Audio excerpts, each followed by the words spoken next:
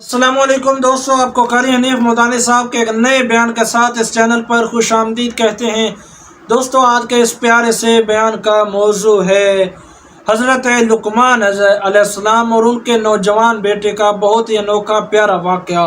آپ سے گزارش ہے اس واقعہ کو آخر تک ضرور سنتے رہیے، جزاک اللہ، تاکہ آپ کو اس بیان سے بہت کچھ سیکھنے کو ملے۔ جزاک اللہ۔ چلیے بیان شروع کرتے ہیں۔ پروردگار عالم نے لقمان علیہ السلام کے قول، انہوں نے جو اپنے بیٹے کو نصیحت وصیت فرمائی، اللہ کو اس پر اتنا پیار آیا کہ قرآن میں ذکر فرما دیا۔ آج ہم اپنی اولاد کو زیادہ سے زیادہ یہ کہیں گے پیسے خراب نہیں کیا کرتے، تنخواہ گھر لایا کرتے ہیں، کمائی گھر لایا کرتے ہیں، ایسا نہ کرو ایسا نہ کرو۔ لقمان علیہ السلام نے اپنی اولاد کو، اپنی نسل کو جو وصیت فرمائی وہ ہماری نصیحتوں سے مختلف ہے۔ ہماری سوچ اور ہے، ان حضرات کی سوچ کچھ اور تھی۔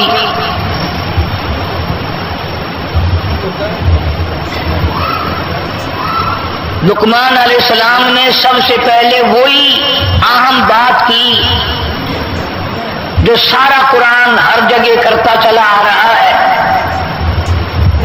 اور ہر پیغمبر، ہر نبی، ہر رسول نے اپنی قوم کے سامنے وہی بات رکھی۔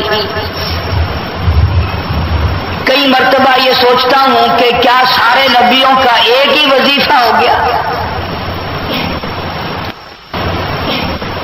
سارے رسولوں، سارے نبیوں کی ایک ہی بات ہو گئی؟ اسی وجہ سے معلوم ہوتا ہے، اسی لیے کہ لا الہ الا اللہ محمد الرسول اللہ، یہ جو لا الہ الا اللہ ہے، اسی کے لیے تو ساری کائنات بنی۔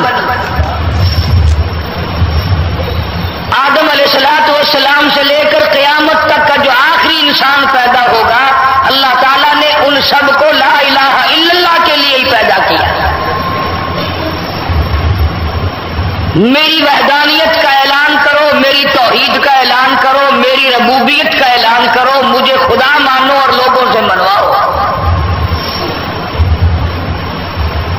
کتنے بڑے کمال کی بات ہے کہ جو پیدا کرنے والا وہی کہتا مجھے مانو تو صحیح۔ کتنی پیاری آنکھیں میں نے دی، زبان میں نے دی، لب میں نے دیے، چہرہ میں نے دیا، عقل میں نے دی، دل دماغ میں نے دیا، اور میری خدائی کو تو مانو۔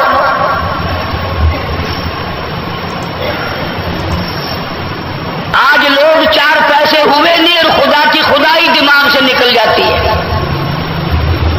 نہ پھر شکر کی توفیق ہوتی ہے، نہ پھر سوچنے کے لیے وقت باقی رہتا ہے۔ وہی ورد اور وہی وظیفہ جو ہر نبی نے اپنے دور میں اپنی قوم کے سامنے دہرایا، لقمان علیہ السلام نے اپنی اولاد کے سامنے دہرایا۔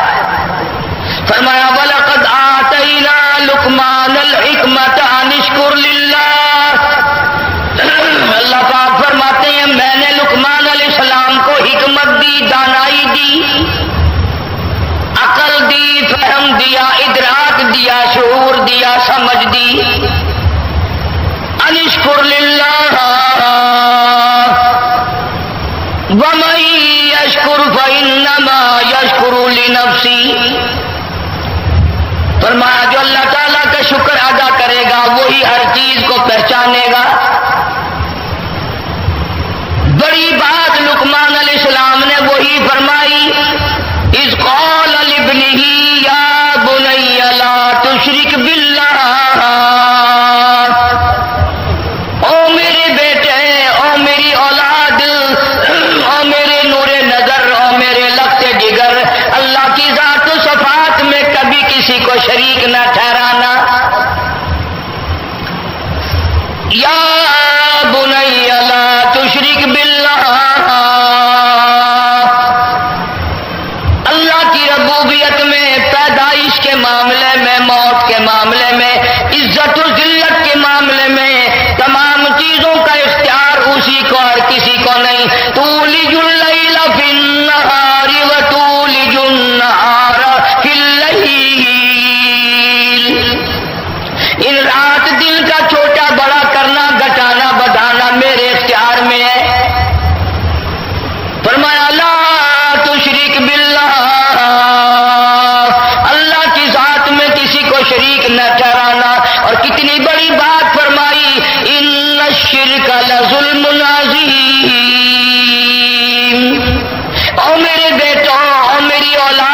शिरक से बड़ा जुल्म कोई नहीं, शिरक से बड़ा कहर कोई नहीं, शिरक से बड़ा गुनाह कोई नहीं, शिरक से बड़ा जुर्म कोई नहीं। अल्लाह ने ऐलान कर दिया, जिस गुनाह को चाहूंगा माफ कर दूंगा, जिस खता को चाहूंगा माफ कर दूंगा।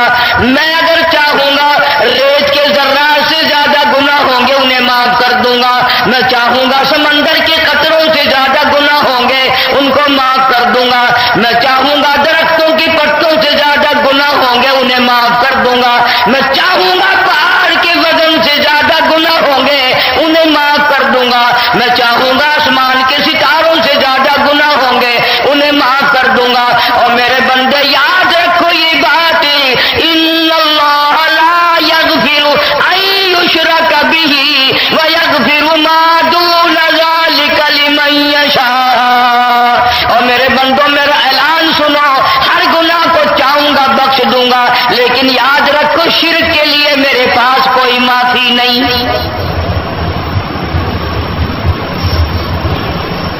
फरमाया इन्न शिर्क लजुल्मुन अज़ीम। और मेरे बेटे शिरक बड़ा जुल्म है, शिरक बड़ा भारी गुनाह है, शिरक बड़ा कहर है, नाकाबिले माफी गुनाह है। फरमाया ववस्सैनल इंसान बिवालिदैहि, वालिदैन का एहसान हर वक्त मानना, वो दुनिया से चले जाएं फिर भी उनका एहसान मानना। माँ बाप का एहसान आदमी को ताजिंदगी मानना चाहिए, ताजिंदगी उनको याद रखना चाहिए। आज हमारी ये हालत है, आंखों के सामने हो फिर भी कदर नहीं, फौत हो जाए तो कभी नाम तक नहीं। जैसे औलाद का हक है, बीवी का हक है, जिंदा लोगों का हक है, फौत हो जाने वाले, कब्रों में चले जाने वाले माँ बाप का फिर भी हक रहता है। इरशाद फरमाया मदनी करीम सल्लल्लाहु ताला अलैहि वसल्लम ने, अच्छा आदमी होने की अलामत ये है, नेक आदमी के होने की अलामत ये है, वो अपने माँ बाप के लिए हर वक्त बख्शिश की दुआ मांगता हो। अल्लाह पाक जल्ल शानो ने हम सब पर कितना बड़ा करम फरमाया, हर नमाज के आखिर में दुआ सिखा दी, दुआ मांगो रब्बना व तकब्बल दुआ, रब्बना इग़फिरली व लिवालिदैया। अल्लाह फरमाते हैं सलाम फेरने से पहले अपनी माँ के लिए मुझसे बख्शिश का सवाल कर, अपने बाप के लिए मुझसे बख्शिश का सवाल कर। सुभान अल्लाह। बेशक वो बेशक कब्रों में है, वो चले गए, अरसा हो गया उनकी मौत को, लेकिन अल्लाह पाक फरमाते हैं तू तो उनकी औलाद है, तू तो उनको बेटा है, आज भी उनके लिए दुआएं मांग। सुभान अल्लाह, सुभान अल्लाह। बैतुल्लाह में जाए वहां भी दुआ मांग, रोजे रसूलुल्लाह सल्लल्लाहु अलैहि वसल्लम पे जाए वहां भी दुआ मांग, जहां नमाज पढ़े वही माँ बाप के लिए बख्शिश की दुआ कर। फरमाया ववस्सैनल इंसान बिवालिदैहि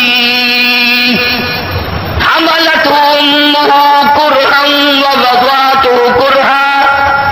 सुभान अल्लाह। अल्लाह पाक फरमाते हैं तुझे क्या मालूम है, वो 9 महीने जो तुझे पेट में उठाए फिरी, उसने कितने दुख उठाए, तू इन बातों को क्या जाने, तुझे इल्म नहीं इस बात का।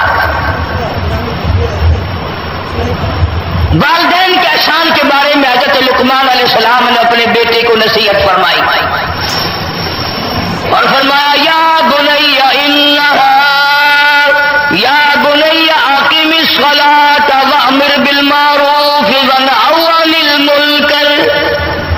और मेरे बेटे नमाज को कायम कर, नमाज को मजबूती से पकड़, सारी जिंदगी में नमाज कज़ा न कर, वअमुर बिल मारूफ नेकियों का हुक्म करता रहे, वनह अनिल मुनकर बुराइयों से रोकता रहे, अच्छाई को जहां तक हो सके फैला, उसका लोगों को हुक्म कर।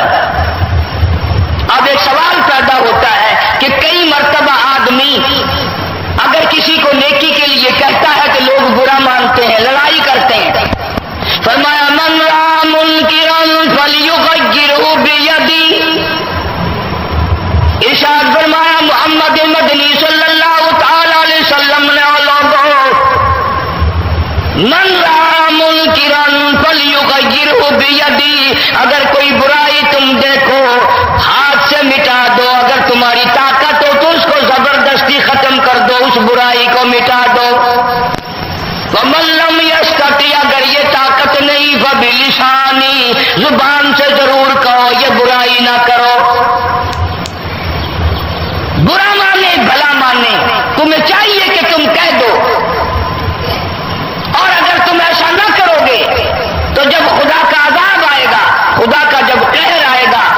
خداوند کریم کی طرف سے جب غضب آئے گا تو اللہ پاک کا اعلان ہے پھر وہ برا نیکی کرنے والا بھی نہیں بچے گا، وہ بیچ میں آئے گا۔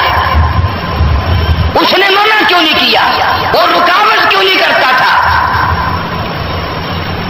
یہی وجہ ہے کہ آج ہم لوگ نہیں کرتے، لوگ کہتے ہیں کہ ہمیں کیا لینا، کوئی جس طرح کر رہا ہے وہ کرتا رہے۔ فرمایا یا بنیا کی مشغلہ، نماز کو قائم کر، وامر بالمعروف وانہی عن المنکر، برائی سے منع کرتا رہے، نیکیوں کا حکم کرتا رہے۔ فبلسانی، زبان سے منع کر دے، اگر ومن لم یستطیع، زبان سے کہنے سے بھی کوئی سر پھوڑتا ہے، سر اتارتا ہے، قتل کرتا ہے۔ فرمایا ومن لم یستطیع، اگر یہ بھی طاقت نہیں ہے، فبقلبہ، دل سے تو برا بالکل جان کہ یہ برے لوگ ہیں، بری بات ہے۔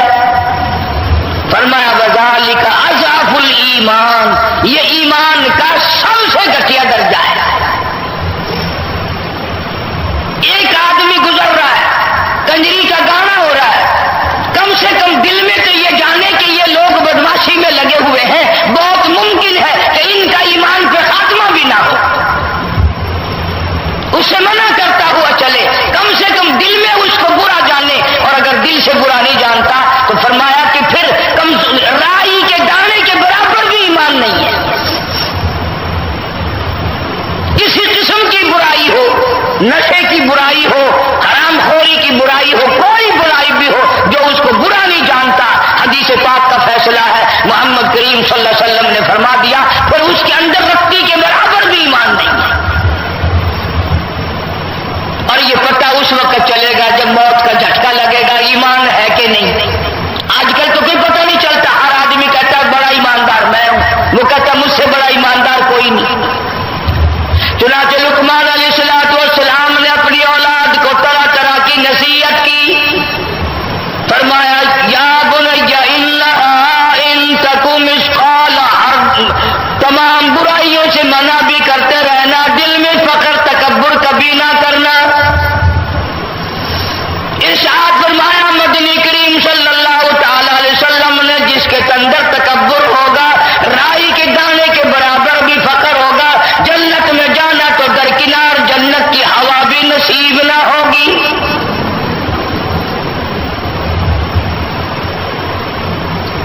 حسن و جمال کا تکبر، دولت کا تکبر، اپنی عبادت کا تکبر، یہ ساری چیزیں اللہ کو ناپسند ہیں۔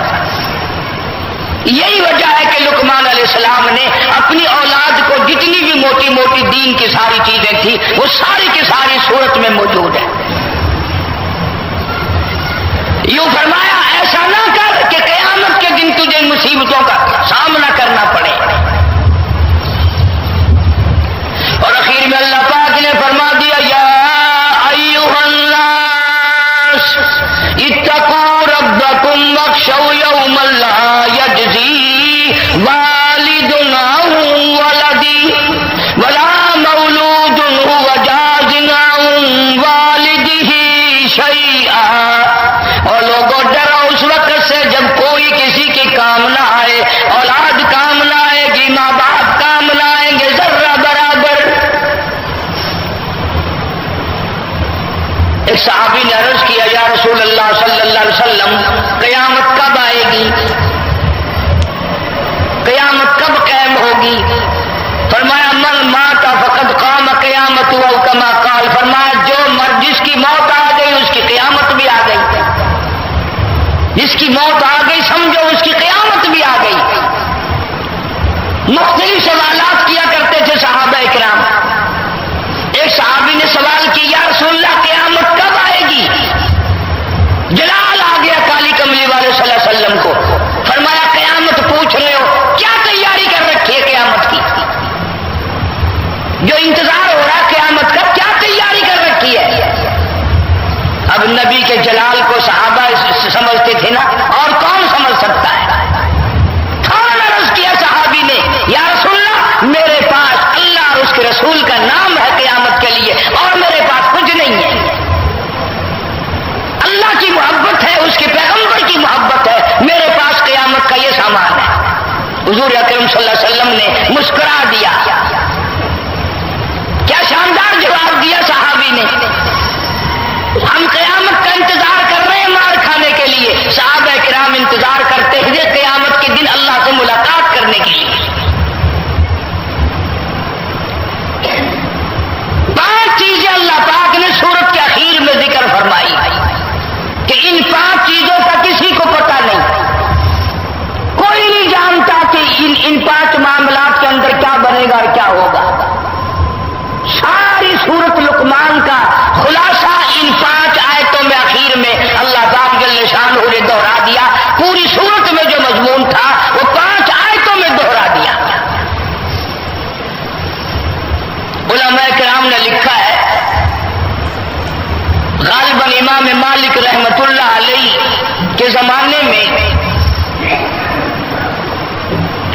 خلیفہ منصور ایک بادشاہ گزرا ہے، مسلمان بادشاہ تھا. اللہ اکبر. اس کے دل میں یہ بڑی حسرت تھی، بڑی تمنا تھی، بڑی آرزو تھی کہ مجھے پتا چل جائے موت میری کب آئے گی، کتنی عمر باقی ہے، کتنی میری زندگی باقی ہے. بادشاہ ہو کر اس کے دل میں یہ آرزو تھی، یہ حسرت تھی، یہ تمنا تھی کہ مجھے علم ہو جائے میری زندگی کتنی باقی ہے تاکہ میں زیادہ نیکیاں جمع کروں. تو ایک دن خواب دیکھا اور خواب میں ایک بڑا خوبصورت آدمی دیکھا. اللہ اکبر. تو خلیفہ منصور نے پوچھا تو کون ہے؟ وہ کہنے لگا میں ملک الموت ہوں، اسرائیل ہوں علیہ السلام. انہوں نے کہا ٹھیک، تیرے سے تو بڑا لازمی کام ہے، مدت ہوگی تیرا انتظار کرتے کرتے، ایک کام پڑ گیا تجھ سے. پوچھا کیا کام ہے؟ کہ تو ہی تو موت کا جھٹکا لگائے گا، تو ہی تو ملک الموت ہے، ذرا بتا تو صحیح میری عمر کتنی باقی ہے، میری زندگی کتنی باقی ہے. حضرت اسرائیل علیہ السلام نے اس کو یوں 5 انگلیاں دکھا دی اور غائب ہو گئے. 5 انگلیاں دکھا دی. اب بادشاہ بڑا پریشان، بڑا حیران کہ 5 سے کیا مطلب؟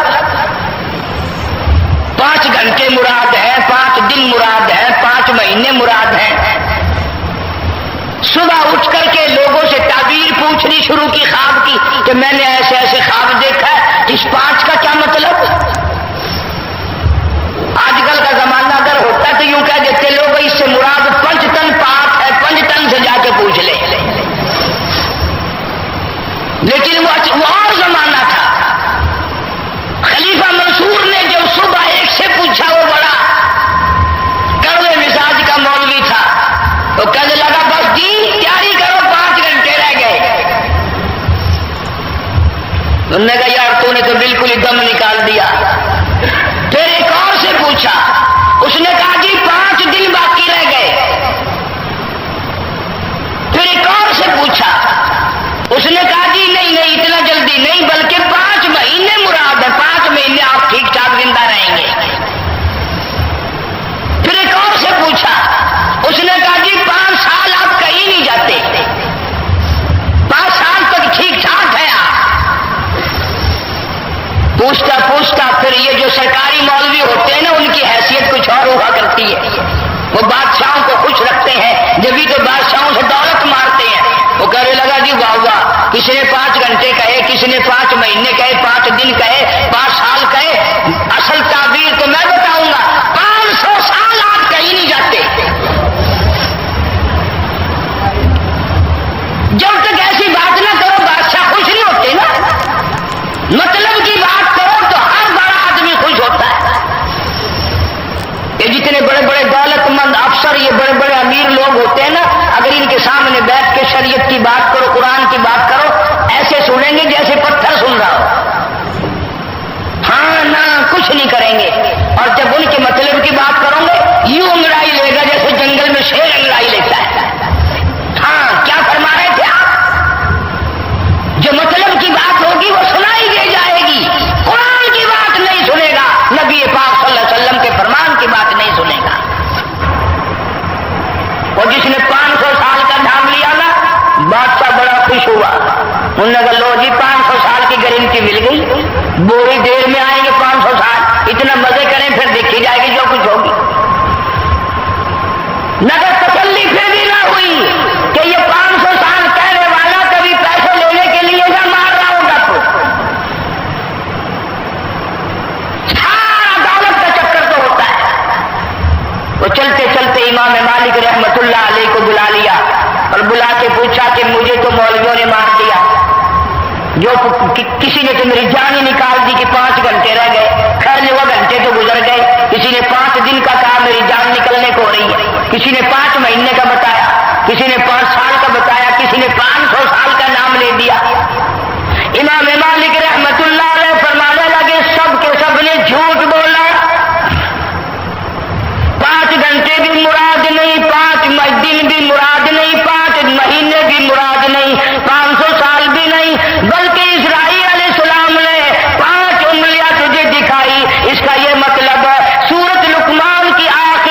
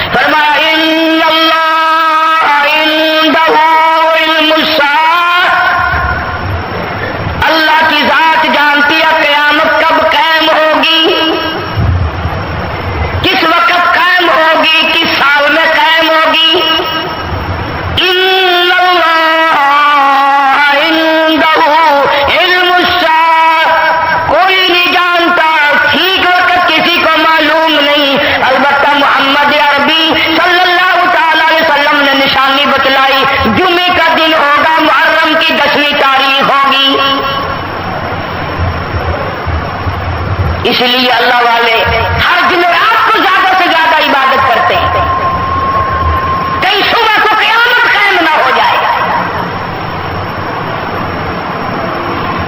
ہر چیز میں اللہ پاک نے حکمت رکھی ہے، ہم تو نہیں جانتے۔ اب جمعے کی جو عید بنی، مولویوں کے بھی ذمہ عذاب آ گیا، پڑھنے کے ذمہ عذاب آ گیا کہ عید بھی پڑھو جمعہ بھی پڑھو، لیکن حدیث پاک میں آتا ہے کہ جب ایسا ہو جائے تو یوں سمجھو خصوصی طور پر بخشش کا دن ہے۔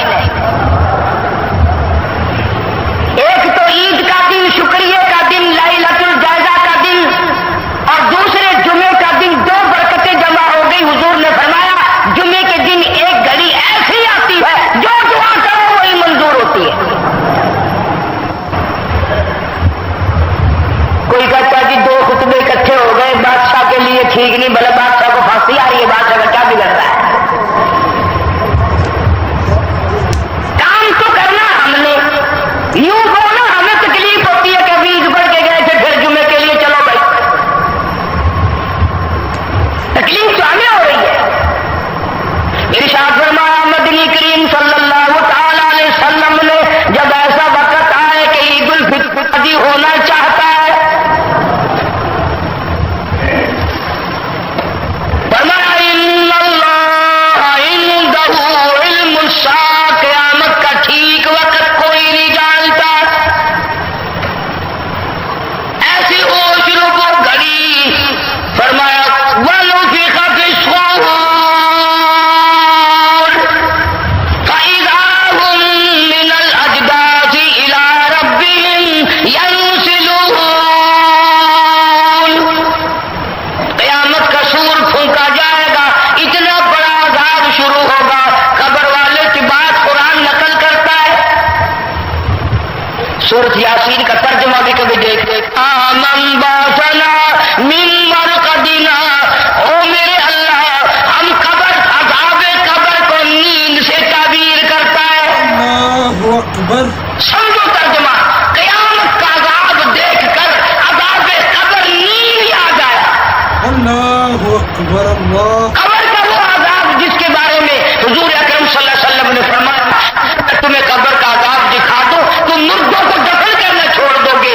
قیامت کے عذاب کو دیکھ کر مردے قبر کے عذاب کو نیند بتاتے ہیں۔ اللہ اللہ بے شک۔ قالوا یا ویلنا من بعثنا من مرقدنا، ابھی ہم سو رہے تھے، کس نے ہم کو نیند سے جگا دیا؟ جواب ملے گا ھذا ما وعد الرحمن وصدق المرسلون، یہ وہی وعدہ آ گیا، وہی قیامت آ گئی جس کا تم سے نبیوں نے وعدہ کیا، جس کا قرآن میں تم سے وعدہ کیا گیا تھا۔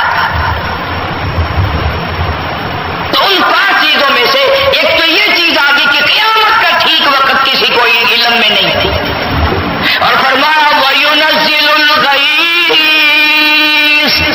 کوئی نہیں جانتا بارش کس وقت ہوگی، کہاں ہوگی، کتنی ہوگی۔ وَيَعْلَمُ مَا فِي الْأَرْحَامِ، کسی کو پتا نہیں عورت کے پیٹ میں لڑکا ہے کہ لڑکی ہے، کوئی نہیں جانتا۔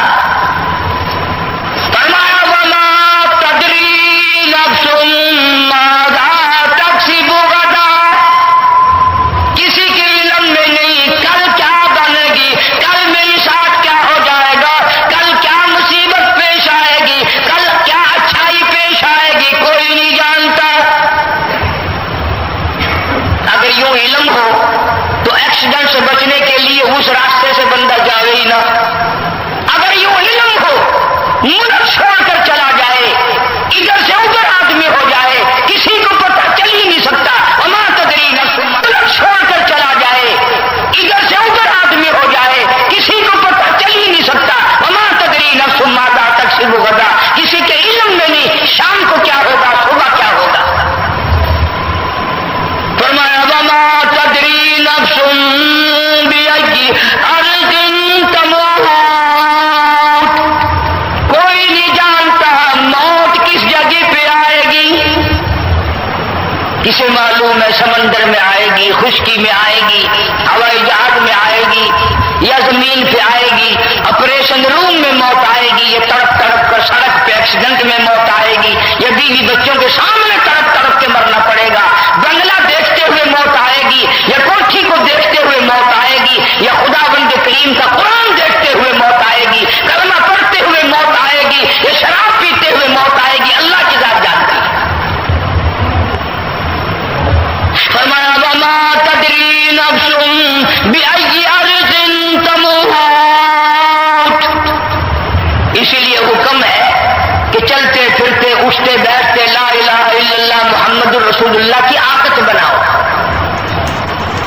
مزاج بناؤ، طبیعت بناؤ، تاکہ دم نکلتے وقت بغیر سوچے منہ سے کلمہ نکل جائے۔ جو فرمایا من قال لا الہ الا اللہ دخل الجنہ او کما قال النبی صلی اللہ علیہ وسلم، حضور نے فرمایا جس آدمی کا آخری لفظ دنیا میں لا الہ الا اللہ محمد رسول اللہ ہو، حضور فرماتے میں ضامن ہوں وہ جنت میں جائے گا۔ تب بد نصیب لوگ ہم ہیں، گالیاں منہ سے نکلتے ہوئے موت آ رہی ہے، گیت گاتے ہوئے موت آ رہی ہے، پتہ نہیں دنیا کی کیا کیا گپیں کرتے ہوئے موت آ رہی ہے، بے ہوشی میں موت آ رہی ہے، کلمہ نصیب نہیں۔ فرمایا ان اللہ علیم خبیر،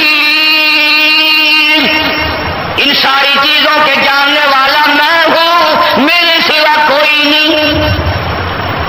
کیوں؟ اس لیے قیامت کے دن بھی میرا اعلان ہوگا لمن الملک اليوم، ہے کوئی بادشاہ آج دم مارنے والا؟ کون حکمراں ہے؟ آؤ سامنے بادشاہ، کہاں گئے؟ فرمایا للہ الواحد القہار، میں خدا کی بادشاہت ہے، قیامت میں بھی بعد میں بھی پہلے بھی میری بادشاہ چلتی ہے۔ قرآن کریم کی ہر آیت میں ہزاروں حکمتیں ہیں، ہزاروں مسئلے ہیں، ہزاروں اللہ پاک نے اس میں اسرار رکھے ہیں، ہم سمجھنے کی کوشش نہیں کرتے۔ قرآن کا ترجمہ تو کیا سمجھیں گے، ہم پڑھنے کی کوشش نہیں کرتے۔ رمضان المبارک میں جن حافظوں نے قرآن سنایا، سنا، پڑھا، غور کیا، عید کے بعد منزل کی چھٹی کر جاتے ہیں، قرآن دیکھنا نصیب نہیں ہوتا سارے سال، یہ بھی اللہ کا عذاب ہے۔ بڑا بد نصیب ہے وہ آدمی کہ جب موت آئے تو قرآن چھوڑ کر مرے، جب موت آئے تو وہ قرآن والا بن کے نہ مرے۔ فرمایا ومن اعرض عن ذکری فإن له معیشۃ ضنکا، جس نے قرآن پڑھ کر بھلا دیا، جس نے قرآن پڑھ کر قرآن کو چھوڑ دیا، اللہ کہتا فإن له معیشۃ ضنکا، میں اس کی دنیائی زندگی کو تلخ بنا دوں گا، دنیا کی زندگی کڑوی ہو جائے گی، دنیا میں کوئی مزہ نہیں آئے گا، اور قیامت کے دن میں کے بارے میں فرمایا معیشۃ ضنکا ونحشرہ یوم القیامۃ اعمیٰ، قیامت کے دن ہم ایسے آدمی کو اندھا کر کے اٹھائیں گے۔ عادت ہے نا، رمضان میں نازل پڑھنے والے بھی پڑھتے ہیں، حفظ پڑھنے والے بھی پڑھتے ہیں، جس کو دو چار صورتیں یاد ہیں وہ بھی پڑھتے ہیں، اور عید کے بعد پھر قرآن کو چھوڑ دیتے ہیں، نماز کو چھوڑ دیتے ہیں۔ تو اللہ نے فرمایا اصل تو میں اس کی دنیاوی زندگی کو تلخ بنا دوں گا، ورنہ قیامت میں اسے اندھا کر کے اٹھاؤں گا۔ پھر فرمایا قیامت میں وہ روے گا، پچھتاوے گا، ٹھوکریں کھائے گا، ٹکرے کھائے گا، اور کہے گا قال رب لم حشرتنی اعمیٰ وقد كنت بصیرا،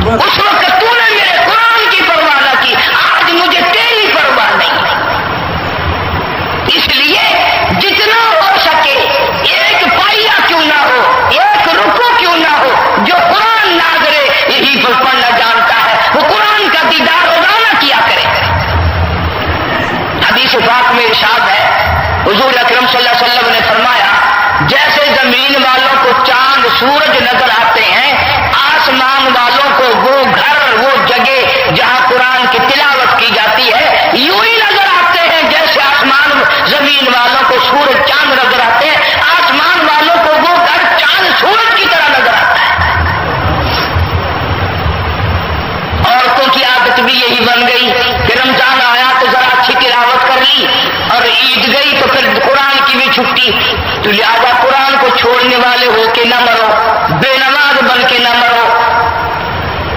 مسلمانوں کی عادت ہوگی بے نماز بن کے مرنا۔ بیماری آئی نہیں، 8 دن پہلے بے نماز ہو جائے گا، مہینہ پہلے بے نماز بن جائے گا، 1 دن پہلے لازمی بے نماز ہو کے مرے گا۔ اور خاتمے کا اعتبار ہے، ساری زندگی کی نیکیاں ختم ہو جاتی ہے اگر مرتے وقت آدمی نماز کو چھوڑ کے مر جائے۔ مولانا محمد یوسف صاحب سب کا جو رحمۃ اللہ علیہ تبلیغی جماعت کے امیر، شیخ الحدیث مولانا محمد زکریا صاحب رحمۃ اللہ علیہ کے داماد تھے۔ شیخ الحدیث صاحب نے خود لکھا ہے کہ میری بیٹی تھی اور مولانا محمد یوسف صاحب رحمۃ اللہ علیہ کی گھر والی تھی، اتنی بیمار لیٹے لیٹے سر کے اشارے سے نماز پڑھ رہی تھی، رکوع کا اشارہ کیا تو زندہ تھی، تھوڑا سا زیادہ اشارہ سجدے کا کیا، اسی میں جان نکل گئی، سجدے کے اشارے میں جان نکل گئی، سجدے کے اشارے میں موت آ گئی۔ کیا خوش نصیب ہیں وہ لوگ جن کی موت سجدے میں آ جائے، کتنا خوش نصیب ہے وہ آدمی جس کی موت قرآن پڑھتے ہوئے، درود پاک پڑھتے ہوئے موت آ جائے۔ جب یہ فکر ہوگا، جب یہ طبیعت میں لگن ہوگی تو استغفار کی عادت ڈالو، درود پاک کی عادت ڈالو، کلمہ طیبہ کا ورد کرو، چلتے پھرتے اٹھتے بیٹھتے، ایک تو نیکیاں بڑھیں گی، اعمال بڑھیں گے، اور ایک مرتے وقت کلمہ نصیب ہو جائے گا۔ اللہ تعالی ہم سب کو آخری وقت میں کامیاب فرمائے اور ایمان کے ساتھ ہم سب کا خاتمہ بالخیر فرمائے۔ وآخر دعوانا الحمدللہ رب العالمین۔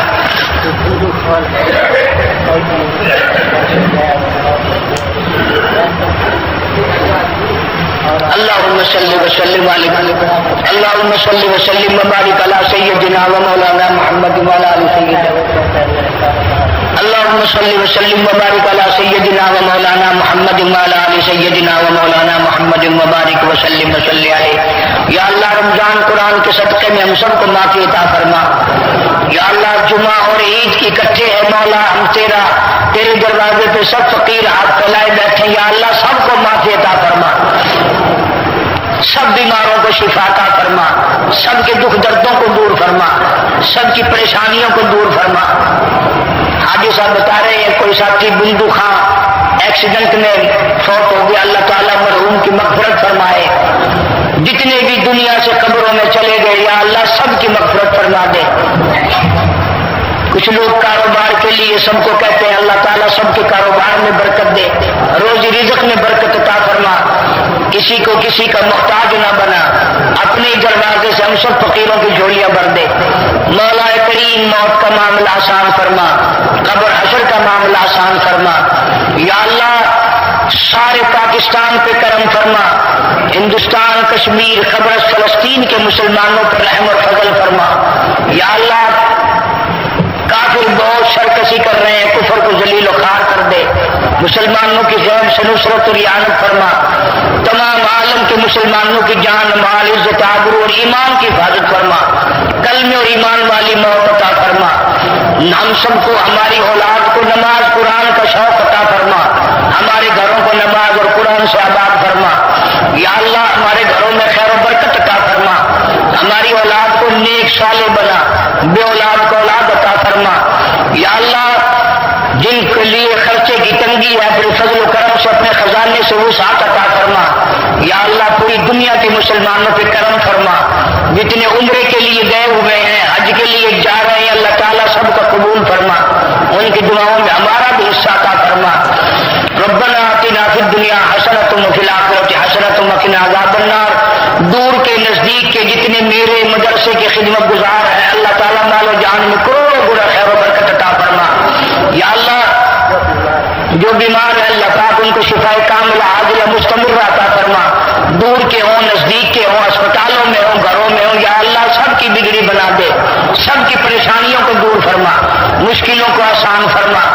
جیسا کہ میں نے عید کے خطبے کے بعد بھی دعا کے لیے کہا تھا، ایک عزیزہ لڑکی سندھ میں ہے، فالج کی تکلیف کی اطلاع ملی، اللہ تعالیٰ شفا کاملہ عاجلہ مستمرہ عطا فرما۔ یا اللہ پریشان حال کی پریشانیوں کو دور فرما، مصیبت زدہ کی مصیبت کو دور فرما، مولا ہم سب کو توبہ کی توفیق عطا فرما، استغفار کی توفیق عطا فرما، کلمے اور ایمان والی موت عطا فرما۔ ربنا تقبل منا انک انت السمیع العلیم وتب علینا انک انت التواب الرحیم۔ صلی اللہ علی حبیبہ محمد وآلہ وصحبہ اجمعین برحمتک یا ارحم۔ پروردگار عالم نے علیہ وآلہ وسلم۔ سبحان اللہ سبحان اللہ۔ دوستو یہ تھا آج کا قاری حنیف ملتانی صاحب کا خوبصورت سا بیان جو آپ نے سنا۔ بہت کچھ اس بیان سے ہمیں سیکھنے کو ملا۔ آخر میں اس بیان کے آخر میں آج ہم بیان کرنے والے ہیں بقدر ضرورت کھانا، ضرورت سے زیادہ کھانا کس قدر بڑا وبال لے آتا ہے۔ حضور زیادہ کھانا اعضائے بدن میں سستی پیدا کرتا ہے، جس کے باعث عبادات میں کوتاہی لازم ہے، اور یہ کوتاہی روحانی کمزوری اور ضعف و ناتوانی سلسلہ گناہ دراز کرنے کا سبب بن جاتی ہے، یعنی کہ اس سے گناہ بڑھنے کے امکانات بڑھ جاتے ہیں۔ نیز مختلف قسم کی جان لیوا بیماریاں بھی انسان کو گھیر لیتی ہیں، جس کا لازم نتیجہ علاج معالجے میں وقت و پیسے کا ضیاع ہے۔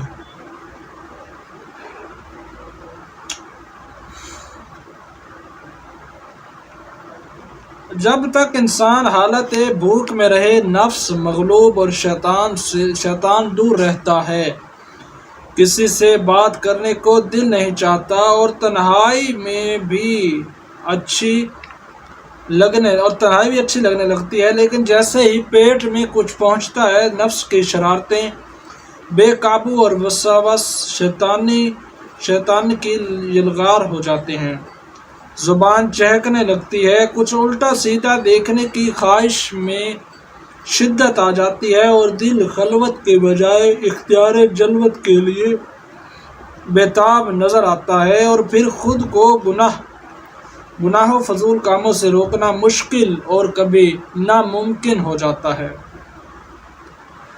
لہذا ضروری ہے کہ نفس کو بھوک کا عادی بنایا جائے، کیونکہ یہی وہ ہتھیار ہے جس کے باعث یعنی بے لگام اونٹ کو قابو میں کرنا دوسرے اسباب کی بنسبت زیادہ آسان ہے۔ اگرچہ یہ بھی حقیقت ہے کہ اس پر ہمیشگی اختیار کرنا ایک مشکل ترین عمل ہے، لیکن جب ایک کامل مومن اپنے رب کی بارگاہ میں حصول قرب و منزلت کا عزم مصم کر لے تو راہ میں آنے والی ایسی تمام رکاوٹوں کو خطرے میں نہیں لاتا۔ پس تجھے بھی ایسے ہی کامل و اکمل بننا ہے۔ کم کھانے پر طبیعت و ذہن کو راضی کرنے کے لیے غور کر کہ جدید میڈیکل سائنس بھی تسلیم کرتی ہے کہ انسانی بدن کو دن بھر میں ایک مخصوص مقدار میں ہی توانائی درکار ہوتی ہے، چنانچہ جب بدن وسیلہ غذا اس توانائی کو حاصل کر لیتا ہے تو اس کا زائد حصہ جسم سے باہر نکل کر ضائع ہو جاتا یا چربی کی شکل میں تبدیل ہو کر وزن میں اضافے اور نظام بدن کو بگاڑنے کا سبب بن جاتا ہے۔ گویا کہ انسان اکثر صاف ستھری اور قیمتی غذا کو گندا اور بے وقت کرنے کے لیے کھا رہا ہوتا ہے۔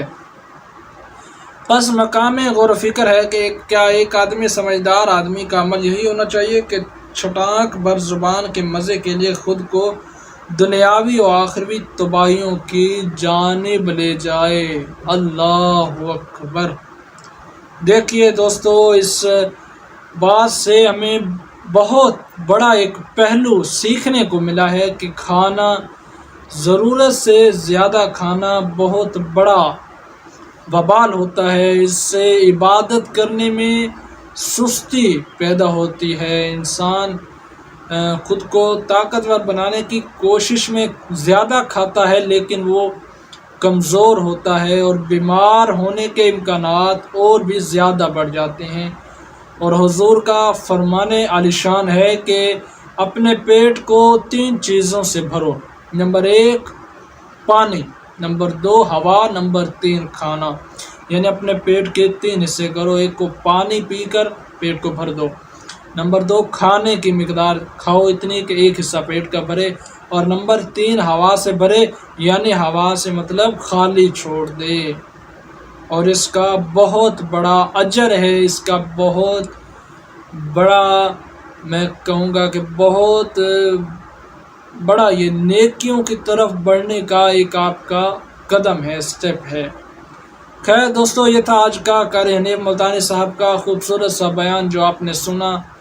آخر میں کچھ باتیں، ضروری باتیں، پیاری باتیں جو میں نے آپ سے شیئر کی۔